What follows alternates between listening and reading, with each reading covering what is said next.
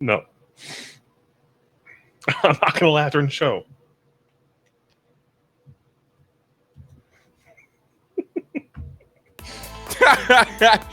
Oh my God, bro. You warned me, Zach warned me, Pat warned me, Ron warned me that Drew Aller and James Franklin in a big game is a bad mix. This is the greatest goal line defense in the history of football in the last 20 games. Bro, I love K. McDonald's fat ass. The thing that he has that's close to the most is the motor. I'm Chris. That's Tyler. Week 5's concluded, and it did not go the way I thought it would go, but Ohio State did win, and that's what's most important. Tyler, how are you? I'm good, man. I'm good. It's always fun to live off an Ohio State win and then turn around and deal with the fucking Browns. Yeah, man. It's honestly like you take the trade-off, right? The really not functional NFL team for the really great college football team. And if the Browns have to die for the Guardians and the Buckeyes to be good all the time, yeah, done. So, I mean, and that's kind of what's happened. Tyler, real quick, dude, like I know a lot of people are really bugged about the Ohio State game. I just want to talk about the overall win in and of itself. I love this win. I thought this win was fantastic. I think it's a good reminder that this is not easy. I think it's a good reminder that this team has a long way to go before they get to kind of what we need them to be at the end of the year. But I still feel like it's a really good win, and they suffocated a really good Washington team that in any other conference would have been ranked a top 10 team, top 15 team in the country, especially if they were an SEC team. Yeah, I mean, there's a reason why now teams are 4-13 in the Big Ten traveling out west. Yeah. Like, it's not easy to do. Not easy. Not to mention, Washington was, now they hadn't played anybody very good, but they were still averaging 55 points a game. 55 average. They scored 6. Bingo. I mean, what are we talking about? Like we should talk about the defense first. We should. This is a disgustingly good defense. Like disgustingly good. Like I can't. Here we go. Michael Thomas put the tweet out there that Caden Curry looks like another one of the Bosas. He looked absurd for a defensive end to be second in the entire game in tackles with 11 total tackles, first 3 sacks, 5 tackles for loss, tied. I mean, second most tackles in the entire game, only behind a safety for the other team, which is definitely matters. Yeah. I'm talking about Caden Curry. Yeah. I thought you said second on our team. I was like, well, no, second in the entire game, only behind Alex McLaughlin, who's a safety from Washington. So led the team in tackles, second in the entire game, was really impressive. I feel like Matt Patricia is making this on easy mode. I feel like every team we play is going to get squeezed out and suffocated.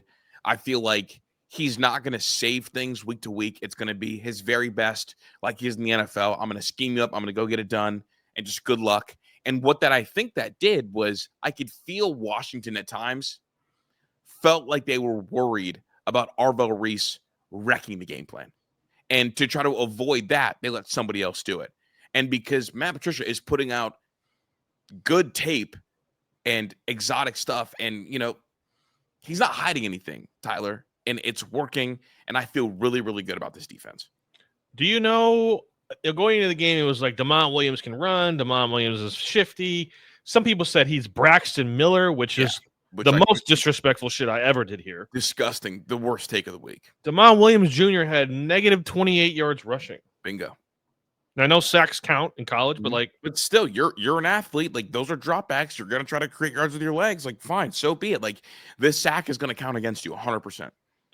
And like the defense, you know who the tied for third most tackles in the game was for both teams? Well, I looked right after the game. I believe it's Igbinosun. No, it was Caden McDonald.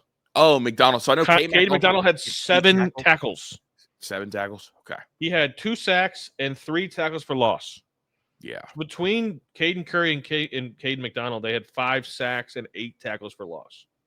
Those two did the thing. Those two did the thing for real. And you hear Caden Curry's comment after the game about we feel like a bunch of no names. We're going to kind of leave our mark. Dog, a 3-sack game and a non-Penn State game from JTT. I mean, I feel like Caden Curry went from the most disrespected defensive end, and that's me. I did that. To all of a sudden, he's the bestie end on the team. And if he continues at this pace, he's going to end up being an all Big Ten level player. The motor is so high. The hands are good. And he's always around the chaos. I mean, it's it's honestly shame in the Ohio State program that we didn't get to see them before because JTT and Jack played for 20 years here. Well, here we go. 2 years ago, there was a blip in time when Jack Sawyer was not playing very well. And Zach was doing his breakdowns. And the player we started seeing pop up more and more and more was Caden Curry. My guy, Eric, who played defensive end in college, would come over and watch games with me. And he raved about Caden Curry. He was always around the chaos. He was always making plays. And then all of a sudden, he started to eat away at Jack Sawyer's time. And then Jack Sawyer had a big game, and it kind of slammed the door for him for the next couple of years. I thought that athletically, he wouldn't offer you the ceiling you wanted. And I thought with how aggressively you pursued Bo Atkinson. Because who'd you go toe-to-toe for Bo Atkinson with? Wasn't that with Georgia? Yeah. You went to so here you go. You go toe-to-toe for a defensive end with Georgia. My initial thought was, okay, Caden Curry, they clearly are maybe out of love with. I was wrong. And I don't know if they were out of love until Matt Patricia saw him get on the field and was like, I could do so much with this guy. I can maximize him. I can turn him into whatever. He's also a better athlete than we thought.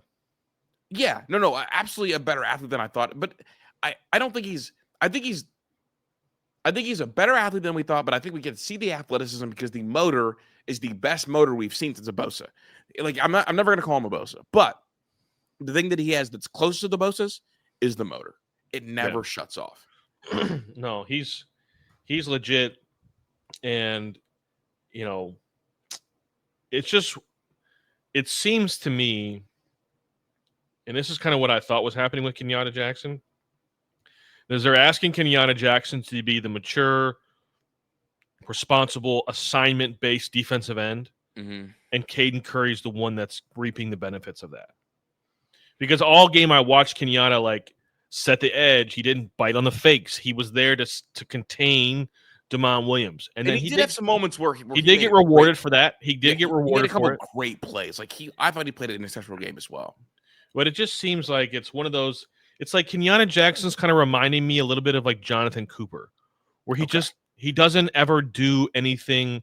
He's just doing what he's asked to do, whatever that is for the week. He's asking that to, and it's he never gets the chance to just go get the quarterback. It just seems like he's always being asked to set and I think that's what I thought was happening. So, but he did have the sack though. He did have the sack. He did. He's on the sack. Was it considered a sack? Because what happened is DeMond Williams pulled it. Kenyatta Jackson didn't bite and was just there. They counted that a sack because there was, I believe, runners because he could have thrown it too. The receivers ran a route. Yeah. So they did get counted. Awesome to see, and they're just playing really solid assignment-based football. The question I wanted to ask you is are we on pace right now for 2019 defense? I think so. I don't think we have the game changer on the D-line the same way that 19 had, and I don't know if we've got the true absolute lockdown guy on the outside, but we do have guys that are making cases for it, right? Like Caden Curry is not going to be a 20-sack guy. He's likely going to be an 8 or 9-sack guy. Cade McDonald is not going to be a 10-sack guy. He's likely going to be a 6 or 7-sack guy. Obviously, Kenyatta Jackson's not going to be a 10-sack guy, but Jermaine Matthews and Igmanosin are not going to be as good as Okudah and Damon Arnett. But you always say that you want to be really good up the middle of the field. Well, that's my but. Yeah. Up the middle.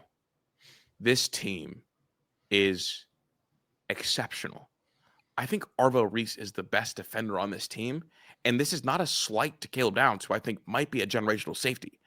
I just think that in terms of impact, what I expect to see from him and kind of how defenses have to game plan for, I feel like Arvell Reese is the most frightening thing. I mean, when you see DeMond Williams on dropbacks kind of rolling away from a spy, to me, that's he's terrified of number 8 in the middle of the football field. Well, there's another case of Arvell Reese's closing speed where DeMond Williams got out of the pocket and then he started to run. And Arvell Reese caught him, and he just stopped and didn't know what to do because he wasn't used to somebody running with him. Think about it. For DeMond Williams' entire career, at every level, he's been the fastest player on the field. And he's played with some really good D1 players. And then all of a sudden, not only are you not the fastest, but the person who's faster than you isn't one of these track and field little guys. No, he's a bigger than you. 6'4", 240-pound monster who, when he gets to you, it's not going to be an arm tackle. It's going to be welcome to the ice baths. And you're seeing that like play out. What did Marshawn Lynch say? Run through a motherfucking face. Yeah, once you run through a motherfucking face again and again and again and again, at some point that motherfucker not going to tackle you. It's that, but it's the reverse. Yeah. He's so impactful, and teams fear him. I know teams worry about Caleb Downs. Caleb Downs can make a play, run a game. I don't think teams fear him the way that teams fear Arvell Reese. I think it's one of those things where they're both. I don't want to like slight one. They're both All-Americans. I think the difference between the two is that the only real difference is that Caleb Downs is asked to do a little bit more pre-snap. Yeah, absolutely. Because like you got to know, like when the quarterback breaks the huddle, he's looking for number 2 first. Like, okay, where is he? Mm-hmm. Because he could be anywhere. And then it's like, okay, where's 8? And 8 and Arvell's a little easier to find because he's like right in front of your face. Yeah, but like you have to, you don't know if he's coming on a blitz, if he's dropping back. No. I mean, shit. Arvell Reese had a play where he lined up on the way outside, dog. It was insane. Yeah, it's like pre-snap, where's number 2? Post-snap, where's number 8? So I don't die. Dude, they Washington motioned out a running back out to the far wide receiver position, and Ohio State was in man, and Arvell Reese tracked him, and they didn't look his way a single time. In what world is a receiving running back, not a mismatch against a middle linebacker, Tyler? Never. Matt Patricia had him follow him out there and said, get him on man. Do you think Matt Patricia's getting bored? I don't think so yet. I think this is still fun. I think this is still fun for him yet. Fun for him. And I think, here we go. I think he would be getting bored if Ryan Day or someone asked him to hide stuff week to week. Because every game, we're just getting shit, bro. Blood sent a corner blitz up 47-0 against Grambling. He does not care. Like, there's no like hiding anything. And that's kind of the college thing, right? Like, talking about week to week, like not putting everything on film. Matt Patricia will put everything on film, and it'll still only be 5% of what the Matt Patricia Bible of defensive football looks like. Yeah, and I like put a note in here that I didn't really love the soft coverage from the corners in the first half. But yeah, I didn't mind it. But I'm sure there was a reason for it. Because Matt Patricia is 1,000 times smarter than I am. I actually didn't mind the soft coverage at all, man. If you don't want to get beat over the top and you want to feel this thing out because you think at some point your defensive line is going to get home and then you can jump one later on, like, I'm okay with the soft coverage. Maybe I just really believe in Jermaine Matthews, like just like face guarding, like press man coverage every time. Maybe I shouldn't. I don't know. Maybe I just believe in him. I think that's okay, but it's like they don't need to do that. They can confuse you other ways. Yeah. That if you're patient enough to dink and dunk your way down the field, what are you going to do then when we press man you in the red zone? And that's what it came down to, right? This needs to be studied, by the way. This is the greatest goal line defense in the history of football in the last 20 games. There is nothing. There has never been a football team at any level that has played goal line defense better than this team has. Across 2 different coordinators, too, just by the way. And, like, to be honest with you, I think I know the reason why. I think it's number 98. I think he's going to go. I think he's going to be a top 20 defensive tackle taken in the draft.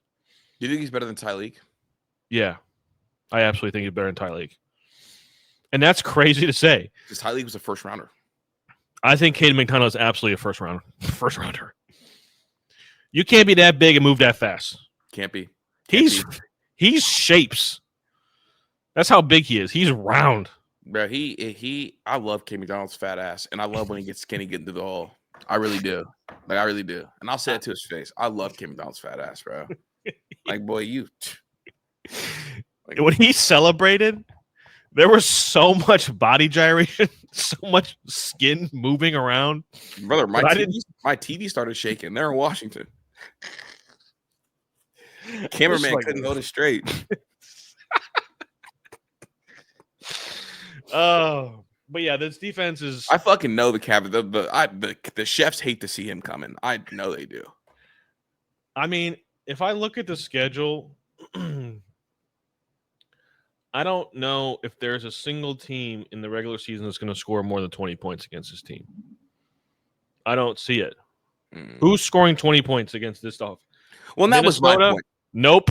Illinois? Nope. Wisconsin? Hell no. Penn State? We done seen what that looked like last night. Purdue? Nope. They might not even score. UCLA? Definitely not. They might not score at all. Rutgers? Michigan? None of them are scoring 20 points. It's not happening. I mean, this game feels like when an NFL team wins. Yeah, it's just like you just suffocated them. It felt like, when when the Saints had a really good defense and they were doing like they got in trouble for like paying players for knocking people out. The bounty gate. Yeah, that's kind of what this feels like. They're just faster, they're bigger, they're faster, and they do it with a combination of guys up front, but like the linebackers and the safeties just erase everything. This feels like the prime Nick Saban teams. Yeah. I'll fucking say it. Like every week that goes on, Tyler, I feel like we're closer and closer to Nick. And I know people are going to be like, that dynasty will never be recreated. I know, but if I was covering football like this, the way I was like right now, the way I like during then, I would imagine that this is what it felt like for Bama fans. They're going to go on a run. I don't know if it was the CBS broadcast because CBS used to own SEC, but when CBS broadcast came on, it just felt like I was watching an Alabama game where they went on the road and people thought the home team had a chance. Mm-hmm. It felt like a bigger game because it was on CBS and they were playing Alabama, and there was never a chance on this earth that they were going to beat them. Can I say something, Tyler? You can start lying. Go ahead. I'm not lying. Anybody that picks against Ohio State for the remainder of the year, anybody that picked Washington last week, they didn't believe that shit. They're trying to be lucky, trendy, and cool. This Ohio State team is the cream of the crop. After yesterday's Oregon-Penn State game, they are the team to beat.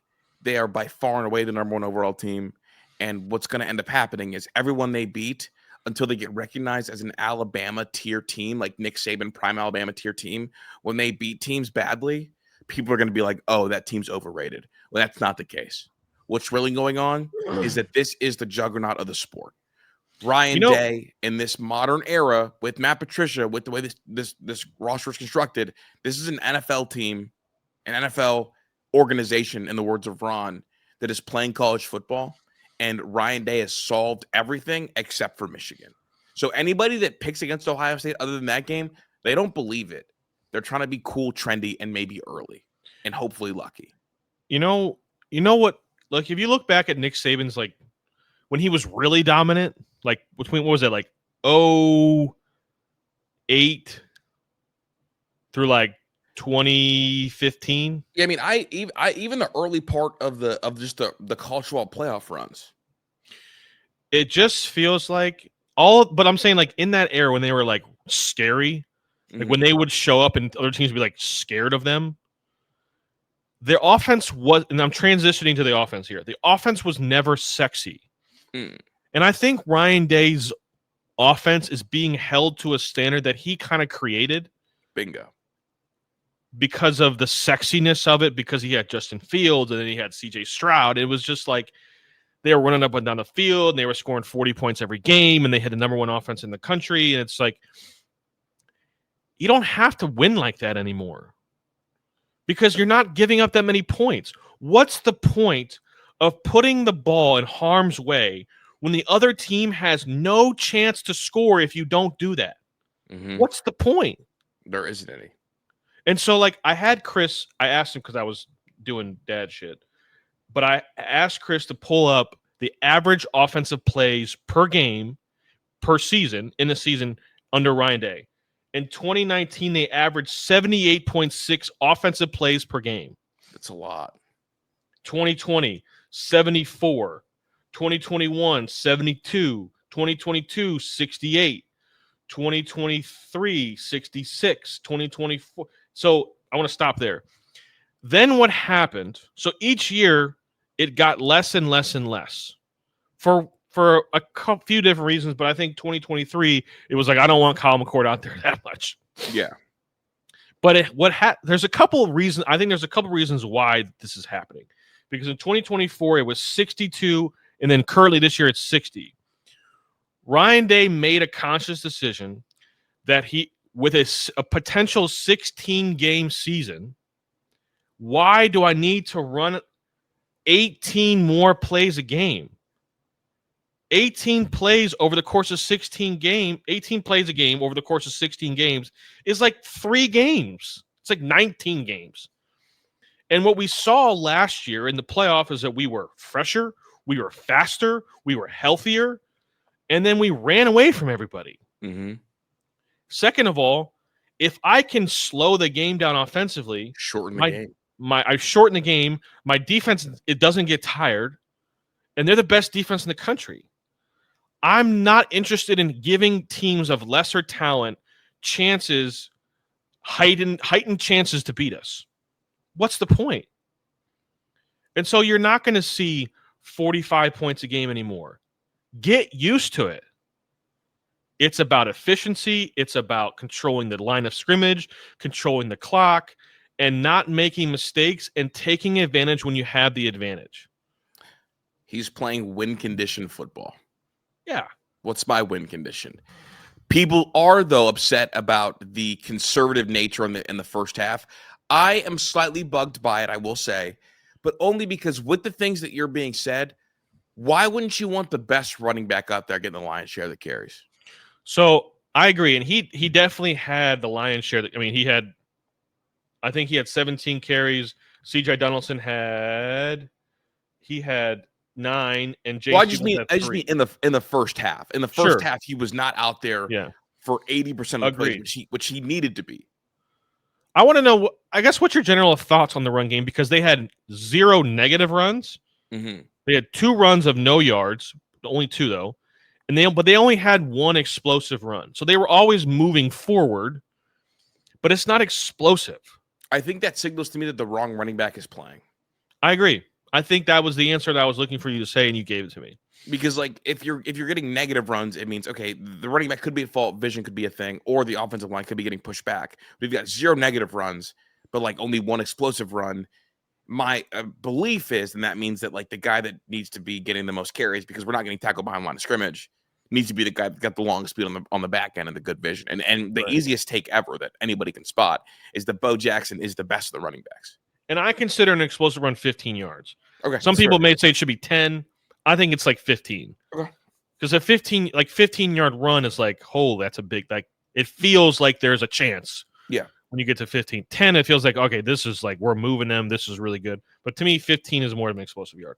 So I agree with you. I think Bo Jackson needs to just like be RB1. Be the guy.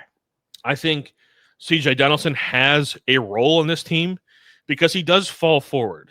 And he catches the ball really well for a big guy. And he catches the ball really well. And, like, unfortunately for James Peoples, somebody has to get left out. Mm-hmm.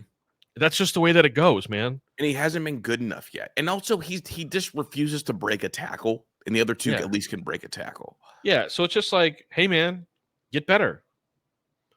Flat out, get better. And, like, you can be mad and want to transfer. Like, if he wants to transfer, like, fine. Whatever. But, like, C.J. Donaldson's not going to be here next year. He's a senior. Mm-hmm. So he's out of eligibility. So, like, you can be the 1-2 punch with Bo Jackson. As long as you don't get caught. Don't get caught. But, like, the Isaiah West, he can play. Get better. I don't know what to tell you, man. It's just part of the game.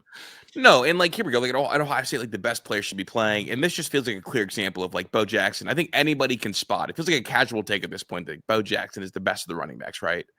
Like, I don't even think it's like debatable. A hot take. No, it's not. And so if we can all see it, we know that they can see it too. I do know there were some ball security concerns, but I mean, the offense just looks better and is more productive when he's out there. Right. And it was like there was some conservativeness to the offensive game plan in the first half. What I'm happy about is that they made Ryan Day and Brian Hartline made the adjustment. Now, was it the easiest adjustment of all time? Of all time. Yeah. If you want to win, throw it to 4. Mm-hmm. Oh, no, I said if you want to score, throw it to 4. Yeah, I was going to say, I thought it Bars. rhymed yesterday. Bars, hard, bing, gang. But, like, eight it's a catches, simple 81 equation. yards. Yeah, 8 catches, 81 yards, 1 touchdown. I mean, they came out in the second half with a very, very clear plan, very, very clear messaging. Let's get 4 the ball. The question I want to ask you is Julian Sayin is executing everything that he's being asked to execute. Do I think he's missing some shots? Yeah, and I think you have a very good reason why, and I want you to say that. But I also think the question I really want to ask is, like, should we expect him to do more? Should Ohio State coaches expect him to do more? Or is it more like he could do more, but we're just not because, we're just winning the game? I think he moves. I think he's processing information at a pretty good clip. He's moving off of guys pretty quickly, and so like there's times where like a normal person would want you to stay on Jeremiah Smith a little bit longer, and it feels like he's coming off of him. And I'm hoping to see more when I see the all-22, but it feels like he's just processing really quickly. And when that happens, like you get more equal distribution, but then maybe your game changer and game wrecker doesn't have a bunch of catches. Like we saw kind of with Drew Brees. We saw it with Tom Brady through portions of his career. In the first half, it felt like, they were trying to like spread targets out equally, which is how I guess you process information. But I think Ryan Day and company, it's like, no, this route is designed for 4. So make sure you get it to him. You're going to get the look you want. Because if you look, it's Jeremiah Smith 8 catches, BI 3, Tate 3, Claire 2, Peoples 3. And the way that he distributes things, because he is like a processor, he's not going to force feed the ball to one guy. Yeah. So, but do you think the Ohio State coaches are looking at him like we should be asking him to do more? Or is it more like he could do more, but do we need him to do more? No, I don't think they need him to do more. I mean, I think that there's very few teams that they're going to need him to do more against. I think that they can have this kind of game plan and the Texas kind of game plan against the majority of the teams in the field. And I also think that like him, taking the short stuff to other players makes teams feel silly about dedicating so much resources to Jeremiah Smith. And so I think that's kind of something that they're leaning into. So I honestly, Tyler, because here's the thing, like I feel like Ohio State is by far and away so much better than everybody else. Who are they going to have to open it up for to go beat? I don't know. There's a part of me that believes that at some point there's going to be a game where we're going to need some explosive plays because the offense is dragging. It just doesn't have any juice or whatever it is. There's just something's happening where they're going to need an explosive play to wake them up or for whatever reason. It's ebbs and flows of a game. Yeah, and here we go. I think that's what they've kind of been doing. Like when they needed motion, which they needed to kind of spark things up in the second half. What did they do? Yeah, they threw it to 4. It's a very. That's what I'm saying. So it's like they have. Look, it's like that was easy button. It's like we don't have motion today. What do we do? Oh, turn the sliders up. That was easy. And you know what it is? It reminds me of in the Texas game when they were like they couldn't really get anything going, and they took a shot to Carnell, and it worked. Yeah. It's like I still believe that Julian's, and I think Hartline and Day need to tell him like, we want you to take at least 2 of those shot plays a game. Just do it. It doesn't matter if it's incomplete. Just take the shot. Because eventually, and maybe this could be also what they're doing, is they're just sucking everybody in. And then when they need it, there's going to be a shot play. But like we looked at it last year, Tennessee, they opened up the game taking shots. Oregon taking shots. When they needed to ice the game in the national championship game, what they do? They took a shot. Yeah. And maybe that's just because the game dictated that they could. I would like to see them. I would like to see Julian just say, screw it. He's down there somewhere. I'm going to throw it 40 yards. Go get it. I don't think that's in his DNA. Yeah, maybe not. Maybe not. I just think it can't hurt. Yeah. And well, the thing is like Ryan Day has kind of actively coached that out of him, right? If it wasn't his DNA, because he said like, don't put the ball in harm's way. Yeah. I don't know. I mean, yeah. But he's passing my eye test to see for the question. And you know what it is too is as an NFL style coach, They don't have to be perfect right now. They don't have to be a finished product now. No. They're winning like really good NFL teams. And they're just building. It's like, where are we at right now? Are we at 25% of capacity? Are we at 10% of capacity? I don't know. Only they know that. I don't think any of us know that except for them. So whatever that is, there just seems to be like they're just building. And, the next 3 weeks, I think the boxes that Julian needs to check is like, yeah, I'm going to take him. I would like to maybe takes a couple more shots, or, he does something that they haven't asked him to do yet. Stay on. I'll target a little bit long. I don't know. I don't know. I'm not smarter than Ryan Day. I'm not smarter than Matt Patricia. I'm just thinking out loud. Yeah. I don't feel like I can talk about Ohio State game plan like I can talk about the Browns game plan, because them motherfuckers don't know nothing about nothing. That's funny. Any final thoughts on the game? I was excited about the win. I feel like they're still the number 2 team in the country. I think that also the days of Ryan Day chasing style points are behind him. I want to give a shout out to Buckeye Nation. When they did the first aerial shot of that stadium, there was a lot of red. A lot of red. Lot of red in there. A lot of red. And shame on Washington's fans.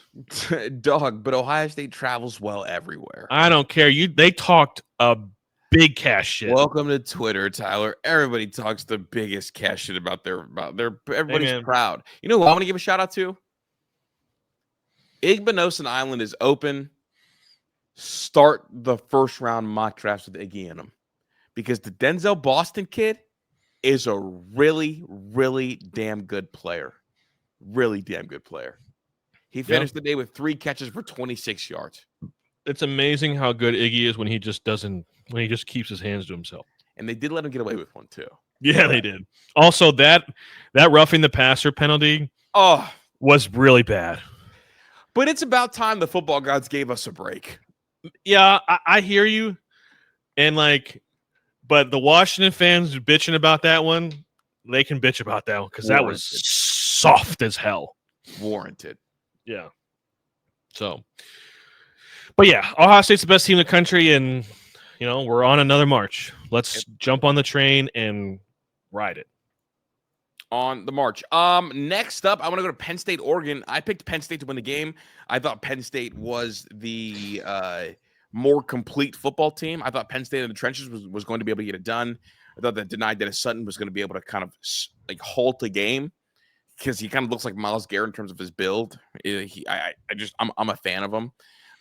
And you warned me, Zach warned me, Pat warned me, Ron warned me that Drew Aller and James Franklin in a big game is a bad mix, and ended up being exactly that. They went down, I believe, 17-3, and they scored 2 touchdowns in a row. And I thought that James Franklin was finally going to do the impossible and win the ball game.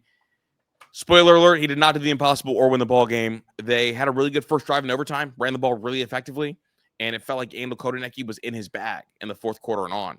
And then the first possession after Oregon scores a touchdown, after Jim Knowles cannot get a single stop to close out the game, we got a Drew Aller interception when I don't know why you're even throwing the ball right there. I was frustrated and bummed. I was really pulling for Penn State, and I feel like Penn State should have won this game and could have won this game, but they didn't. And now James Franklin has to answer more questions about, will you ever win the big game, especially at home? I thought about this morning. I don't think your premise before the game was wrong. I think I was very right. I think Penn State's a more complete team. The problem is, and I don't like saying this because I think Dan Lanning is a douche. I think he is cringy. I think he wants to be one of the boys. But the difference in those two teams is one team believes in their head coach, and in turn they believe in themselves, and the other team doesn't believe in their head coach, and then they don't believe in themselves. I don't even think it was about that. I think Penn State believed in themselves this game. I don't think they do. I think when the times get tough in a game of this magnitude, when the ebbs and flows and adversity hits in the game, it's well, You say that, but they were down 17-3 with like 7 minutes left. Yeah, and they did score back 14 points, but like they go to overtime, and like Oregon scores like no problem. Yeah, but they also score with no problem the first time. Yeah, it's just to me like Penn State in these games, they always are 1 or 2 plays short every single time. They did not need to throw the ball there either. They didn't. And again, it's like, so your question should be like, why are you throwing the ball? Mm-hmm. Like, right, and here we go. Just the other side note. I can't believe I'm going to do this. I told myself I was not going to do this. They called that game like Bo Pribula was their quarterback, and it looked like they would have been more effective with Bo Pribula as their quarterback. They asked Drew Aller to carry the ball 9 times. He averaged 4.7 yards per carry. He's not an explosive athlete. He runs like Cardale Jones without the power. They have no faith in his arm. He threw for 137 yards, which is fine. I thought they could have won, but again, for your 2 leading rushers to be Katron Allen and Drew Aller and not Nicholas Singleton, and you want to run the quarterback like that at the end of the game, that's a Bo Pribula game plan. And I just don't understand why. I don't understand why, after you told us in the fourth quarter, we're going to mount this comeback by throwing the football not by throwing the football, by running the football and running Drew Aller as well. Why in the second overtime you try to throw a ball like that? Yeah, I mean, and the crazy thing about it is, like, if that guy didn't intercept that ball, the guy behind him was going to pick it up too. That was so much traffic. It was so much traffic over there. So, like, bad play call, bad play design, bad read all around. And it's just like, at some point, what is it about this program? And the question I wanted to ask you is there a coach that could do better than James Franklin at Penn State? No. Because in my opinion, I think Penn State is exactly who they have always been. I would only move on from Penn State for one person. Matt Rule. Who? Cignetti. Just like, to me, I don't know if I think Penn State is a 10-2, 9-3 program. I don't believe who they are. I don't believe that's a thing, though. I believe that if you are 10-2, that means you just need a coach with some nitrous in it, right? Like I think if you're a 10-2 program, you could run into a national title, because here we go. Like, I think Clemson is a 9-2 program, but Dabo Swinney got him over the top. Like, dude. Like I think USC's. They did win a title way back. I mean, when Joe Pa was like still like actually young. I'm saying I think USC's a 10-2 program. I think if they got the right coach, they go over the top. I think, honestly, like LSU was a 10-2 program, but with the right coach, they can win a title. So I think Cignetti would win it at Penn State. But that's what do you think it is about? What do you think it is about James Franklin that he can't do it? What's the real reason? It's like when you see a basketball player start pressing. That play call was him pressing, right? Because I don't think that didn't feel like a Kotelnicki call. And everybody that I've talked to always talks about how James Franklin, like in big moments, inserts himself into the moment. Do you think they make that play call if Oregon doesn't just go down and score in the first play, where Oregon has to work for it and they got to run it and they got to run a few plays? Do you think he makes that play call if Oregon has to make a normal drive? I do. I think they were going to try to let Drew throw the ball to try to. I think they were going to try to throw the ball for sure. I'm not gonna lie to you, bro. They also want Drew to be the hero. Yeah, and I'm starting to feel a little bit better that you might be making me a mistake instead of me. He's still gonna be a first rounder. You're out of your mind. I'm starting to feel a little bit better. No, because you know why he's gonna be a first rounder. The throw that made it 10-17. No, I get it. I'm just saying. I went from 5%, I have a 5% chance to win this bet. I'm at a 15% chance to win this bet. 10. We'll split the difference. I'm saying 15. Well, good thing I didn't ask. What are your thoughts on Oregon?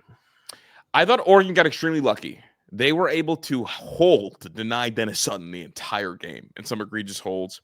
I thought the fumble should have not been overturned. That got returned. That was in the red zone.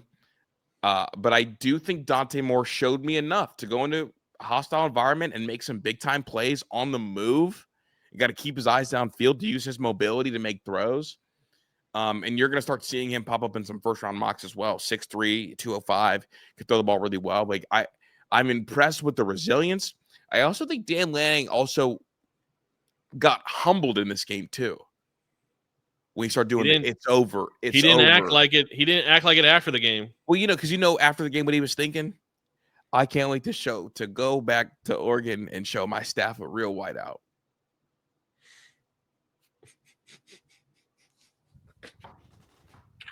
Y'all think this whiteout scares me? Wait till y'all see the real whiteout. Well, the next time we see Oregon is in 2 weeks, and then Indiana and Kurt Cignetti are coming to town. Very excited about that game. Very excited. Is Indiana on a bye this week or no? I don't think Indiana is on a bye. Hold on. Yes, they are. Oh, they are. This is perfect. Indiana and Oregon on a bye. Thank you, Big Ten schedule makers. Indiana's the Big Ten schedule makers. Penn State got a bye before this game, and they get a bye before Ohio State. Ohio State gets a bye before the Penn State game. Mm-hmm. Indiana, Oregon get a bye before their big game. They cooked. The Big Ten schedule makers, like, this is a side note. One of my best friends is a Florida State fan, and he is so mad that the ACC made Florida State play a Friday night game against an inferior conference opponent before they had to play Miami. Mm-hmm. He thinks it is garbage that the ACC schedule makers did that to them. Not good schedule makers. And Big Ten's like, we want all of our big dogs to cook. I think the three best teams in the country are Ohio State, Oregon,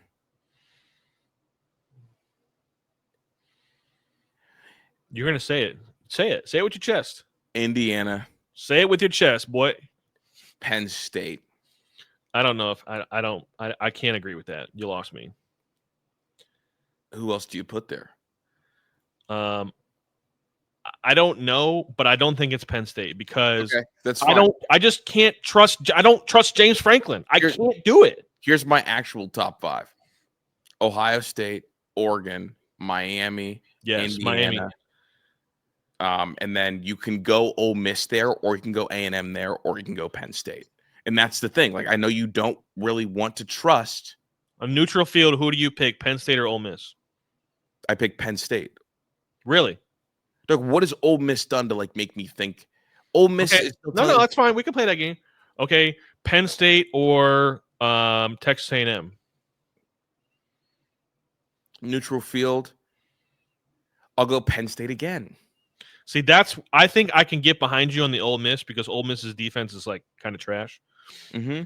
But, like, I think Texas A&M might be pretty good. And I think they can – and I think they are going to play good enough defensively and good enough offensively. Dog, they just got held to 16 points by Auburn. Yeah.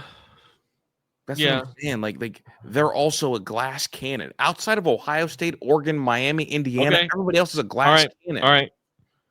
Penn State or Bama, neutral field? I would pick Bama, but Bama did not earn the right to be ranked higher than Penn State. That's fine. Mm-hmm. But again, okay, that's fine. You would take – I would say – I think the top 4 is kind of etched in stone right now. It's solid. The 5th spot is like flip a coin, dog. And your 4th is Indiana, right? Yeah. They're rocked up in there. I think Miami's number 2. Okay. And I don't want to say that. I don't want to say that. So the AP poll came out, or what poll is this? Coaches poll came out. Here we go. It's got Ohio State 1. They got 58 of the first place votes. Oregon 2. They got 6 first place votes. Miami 3, they got 1 first place vote. No one else got any first place votes. Ole Miss moved up to 4, A&M 5, Penn State 6, Texas 7. Where's Indiana? Indiana is down there at 9. Most disrespected team in the country. They're behind Oklahoma and Texas. I would go, if you're asking me after this week, my top 5, I would say Ohio State, Miami, Oregon, Indiana, Bama. They confused themselves, though, with the whole Bama-Georgia thing on the coaches poll. Sure. They put Georgia ahead of Bama by 1. The coaches poll, albeit. Do you want to flip? I mean, obviously the Oregon game was also an instant classic, by the way, like an instant classic. And I'm not going to fault James Franklin too much for that, because that is a classic game against a very, very good football team. Like, that's an instant classic. Yeah. That is what a 3 versus 6 is supposed to look and feel like, right? Yes. So 100%. It's not one of the. It's, to me, that's not a bad James Franklin loss. Yeah. Just me personally, because they were in it the whole way through. I just feels like it's a game. Like I don't need to keep beating a dead horse. It's fine. But here's the thing: the cool thing about the 12-team playoff is they're going to get their get back in the same way that Oregon beat Ohio State last year. We saw how things went on the back end. Now, the flip side is Ohio State lost at Oregon. Yeah. So this was at Penn State. Penn State should have won that football game. Yeah. Georgia, Kirby Smart. I got this one right. I'm really proud of this one. I feel like you did get this one right. I feel like I had a good sight for what was going to happen. I have a good feel for teams right now, a better feel than I had last week. Bama beating Georgia, I felt really, really good about.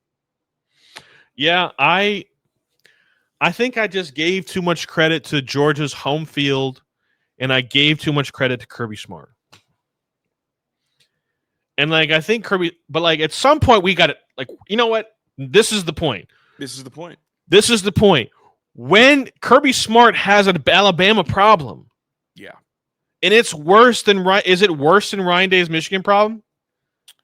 Or is it the same? Just because Kirby's had more chances? I think it's not as bad as Ryan Day's Michigan problem. It's not. I don't think it's as bad as Ryan, because it started with the Nick Saban problem, and we can excuse some of those Nick Saban things. Like, they're a really, really good football team. I think Bama. The difference between Bama and Michigan is Bama is still every year a top 3 most talented program in the country. Michigan's never been that, and so I think they get a pass for that, because against Georgia, Bama's going to get their very best shot, and Bama just on paper is technically more talented than Georgia is. So that's why it's not as bad as the Michigan problem, but it's still really fucking bad. I think the reason why I think Ryan Day's problem is worse is because Kirby doesn't become a different coach when he plays Bama. Okay, they just get beat. Yeah, they always just get Bama's best shot, and Bama's best shot is good enough to beat a lot of people. Yeah, I think Ty Simpson. I think Kalen DeBoer might be figuring it out. I'm still holding my breath. Mm-hmm. I think I put him in my top 5, but, like, I don't feel good about it, because I know what a Kalen DeBoer Alabama team low looks like, and it's bad, really bad. And so it's like, and they're going to have their chance to erase one of those demons, because they're playing. If Vandy's coming to Bama, dude, that's what I'm saying here. The next 3 for Bama probably define the DeBoer era. It defines how you feel about him moving forward. Number 18, Vandy. Number 20, Missouri. Number 15, Tennessee. And they're significantly better than Vandy and Missouri. Correct. Like, roster-wise, significantly better. And you could say they're maybe not significantly better, but much better than Tennessee. Correct. So it's just like, if they go undefeated in these next 3 games, there's no reason why Alabama won't be, like, in the top 5 firmly. Mm-hmm. You know, and it's just like, and they control their own destiny. Yeah, and it's just, to me, this game felt more like a Kalen DeBoer like team. Yeah, they put the ball in their quarterback's hands and said, "Go win the game." Dude, Ty Simpson is going to get some first round buzz, dog. Like, he played really well. 11 touchdowns, 0 passing yards. I don't. You sound different. I don't know what just happened. Oh, did my mic go out? Yeah, you're good now. Is it back? Yeah, it's back. You're good. All right. Wow. Weird. He threw the ball really well, and he's been throwing the ball really well all year, and he's not going to lose you a game the way Milroe did. And he won yesterday's game. Correct. Like, no mistakes, keeps you on schedule. He's athletic enough. I mean, against Georgia, they asked him to drop back more than 40 times, and he took no sacks. Think about that from a Georgia football team. Mm-hmm. Like, he dropped back 40 times, and they could not sack him.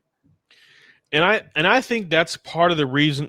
And I should have trusted my gut, because before the season, I told you, like, I think Georgia, like, this is the year where they don't look like Georgia of the last 5 years. I don't think the trench play is as good. I don't on both sides of the ball. I don't think they're as nasty and mean at the linebacker position that they have been. It just doesn't feel like they have that edge. Dude, I'm telling you, you're gonna get this. It's the same way that when Kirby Smart left Bama to go to Georgia, the further away we got from that Kirby Smart defense, it felt a little leaky and not as nasty, right? Yep. The same thing happened in Georgia. Now, they won right away. The same way Pete Golding won a title with Bama, they won with Glenn Schumann. But the further away they've gotten from Dan Lanning, it's looked a little leakier. Yeah. It just has. Yeah. I mean, I'm looking at Georgia's schedule. They have Kentucky at home, Auburn on the road, and then Ole Miss comes to Georgia. Ole Miss has a bye, and they play Washington State, which is random as hell. What the hell is super funny? And that's the thing that people hate about the SEC schedule. Like, what is that? Yeah. Anyways, here we go. Back to the Bama-Georgia game. Bama outgained them in total yards. They had 25 first downs, so they're putting together longer drives.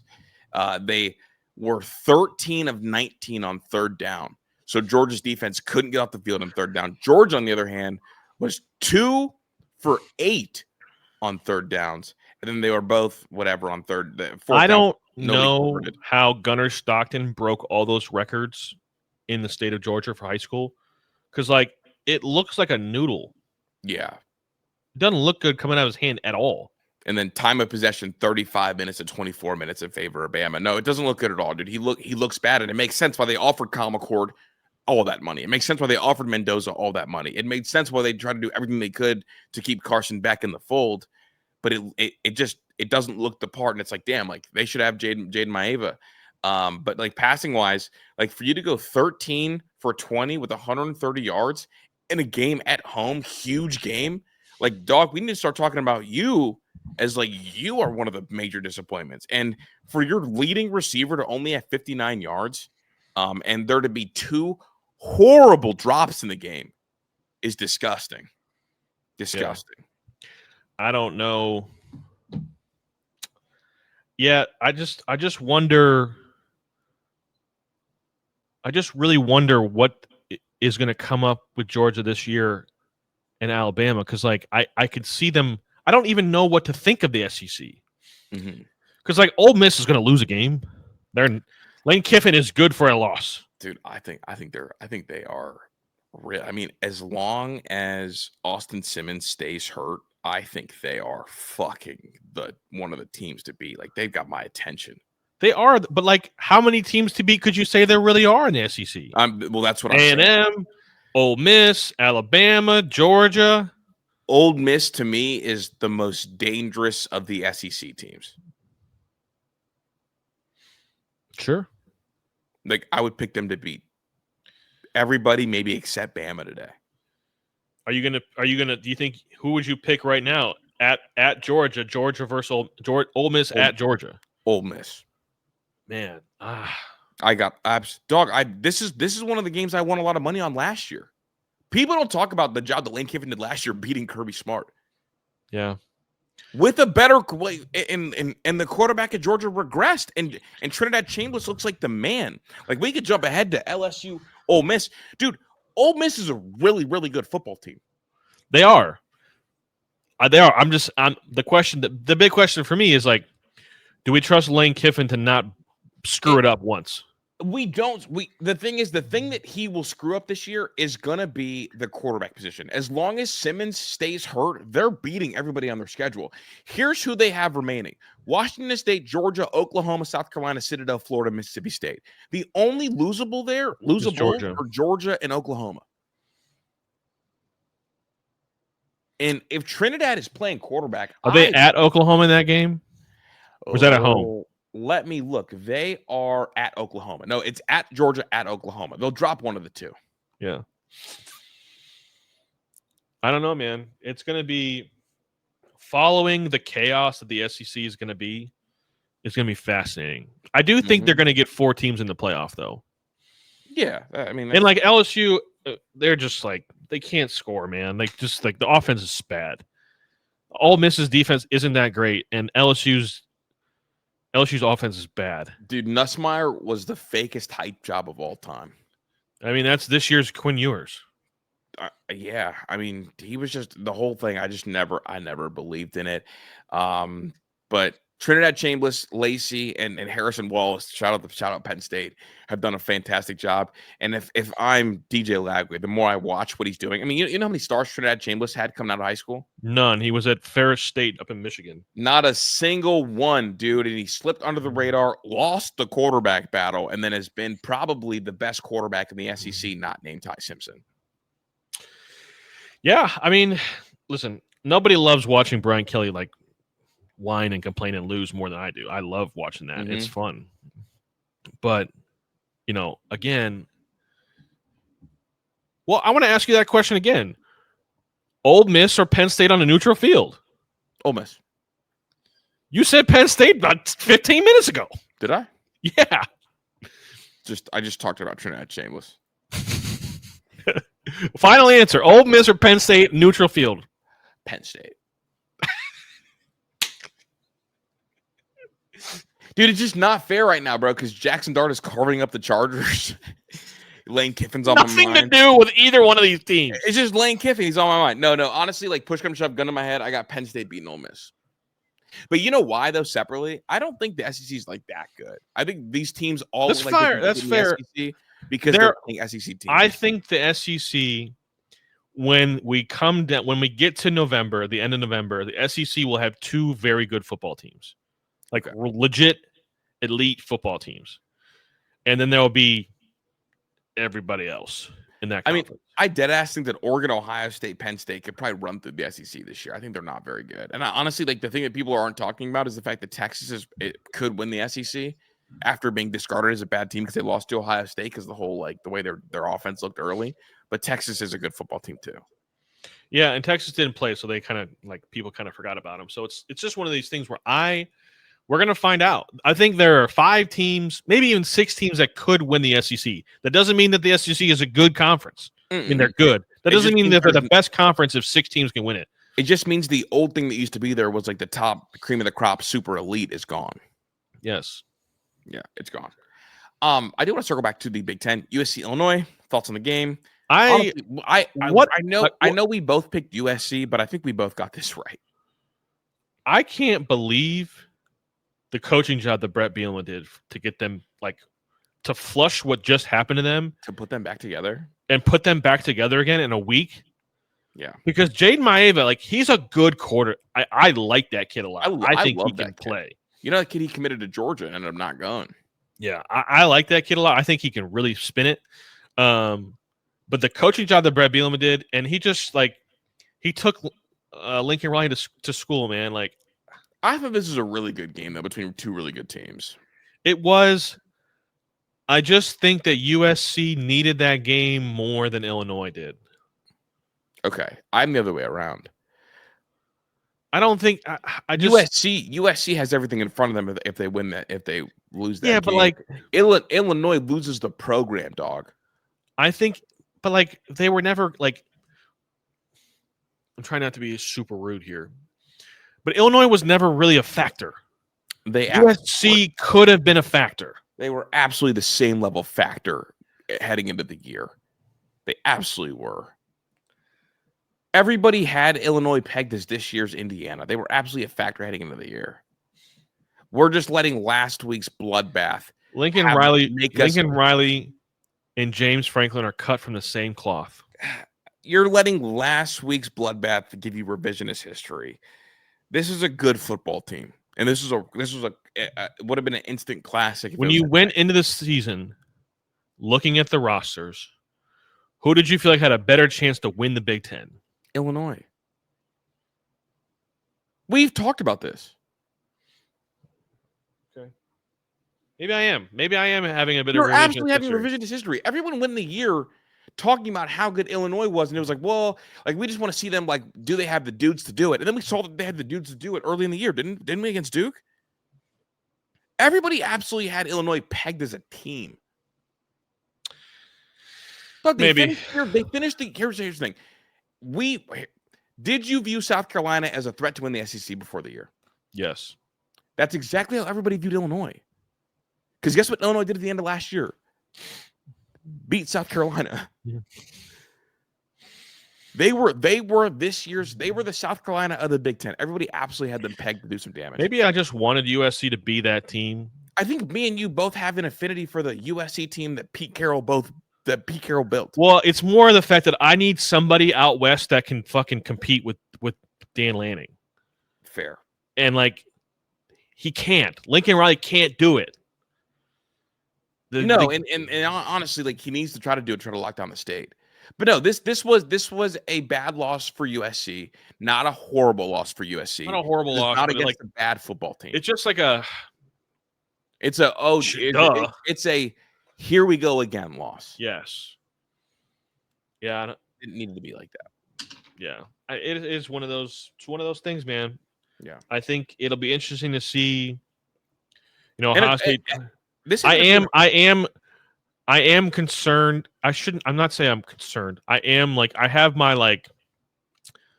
not my sirens are going off, but I have my antenna up for when Ohio State travels to Illinois for the simple fact that Champaign, Illinois is a sleepy ass place to play a football game. Sleepy, dude. It's sleepy. Nothing exciting. You're not in Chicago. It's like nothing that makes you excited to be there. Like, where are you going? Who you got this? I got to travel to Champaign. Champaign, what? Where? It's just like it's sleepy. Yeah.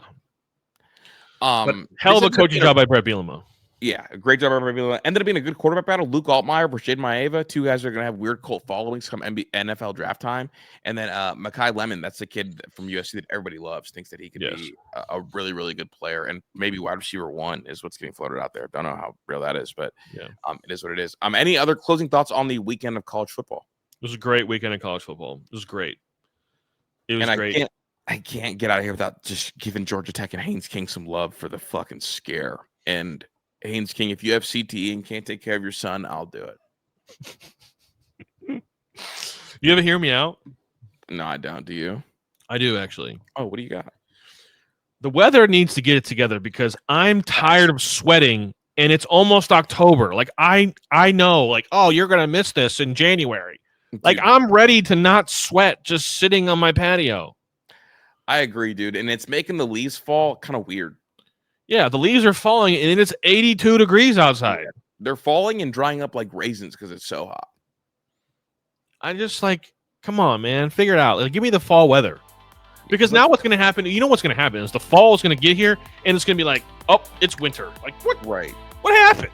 Because in football season, we're supposed to do fires. Correct. You can't do a fire when the sun is fire. It's hot as hell. That's what I'm saying. No, I 100% agree. 100% agree. I don't have it. Hear me out. I am dreading Monday though. I got to do the one chip challenge on the show because Penn State lost. So I'm not looking forward to that. Get your milk, my boy. I think I'm gonna go to Chick-fil-A and get a couple milkshakes. You just need one. If you drink a couple milkshakes, you're gonna be sick. Okay. You got a freezer at work? Yeah. There you go. Put it in the freezer. Save it. You'll be good. And then just rock out. I'm Chris. That's Tyler. Like and subscribe. We don't tell people to do that enough. You know, do that. Like, subscribe, and tell your friends. Tell your friends. No, or not. That doesn't really matter. Whatever. It's more like the videos. But yeah. All right. Peace. No. I'm not going to laugh during the show.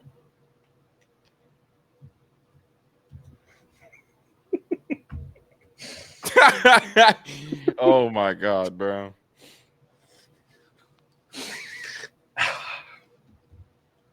I got nothing. They don't look good, bro. You can't get a compliment. Nice frames. I think the frames are the problem. Chill, bro. It's not the glasses. It's not the fact that you're wearing glasses. It's the frames. What's wrong with the frames, dude? I can't do it. I'm not saying anything. I feel like the black Clark Kent. Clark Kent wasn't where I was going to go. Urkel. That's where my mom. That's where my mom went. That's where I'm going. That's where I'm going. My mom said I look just like Urkel. You do. You do. It's the frames, bro. Oh, she said they're too thick. Yes. Bro, you look like you could see the atoms on my forehead with those glasses. Fuck you. Oh my god. Wait, that's great. Hey, that's nuts. The atoms on your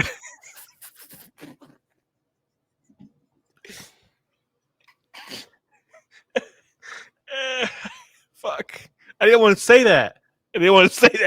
You pulled it out of me. Bro, because I wasn't going to say that. My mom said, you look like Urkel. You don't look distinguished, is what she said. I just think you need new frames, dog. Hey, these are the frames we're rocking with. Well, should I wear my menace tomorrow, or do I not want to do it to myself? Don't do that to yourself, because those people are not nice. They're so mean, dude. I mean, whew.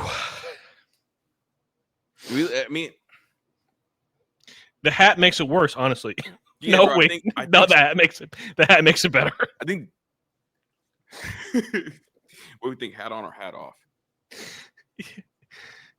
Keep the hat on. Can you see anything that I've written in the private chat or no? No. Fuck. But I told you it starts once. I know. Fuck me. Guess who just scored? Don't tell me. I told Jace I told Jace how to watch with him. I would watch the game with him when he woke up from his nap. Jackson Dart. Fuck your Browns. Oh, damn! What's it fuck me for? Just say it, bro. You're not about to watch the Giants with Jace. Quarterback rating of 108.3. Are you gonna put this live portion at the end of the show? Yeah. Okay. Or maybe even the beginning. I think. Never mind. I might put like a quick cut in the beginning and do the end, like I did with the fantasy football thing. Yeah. Oh. All right, I'm in it.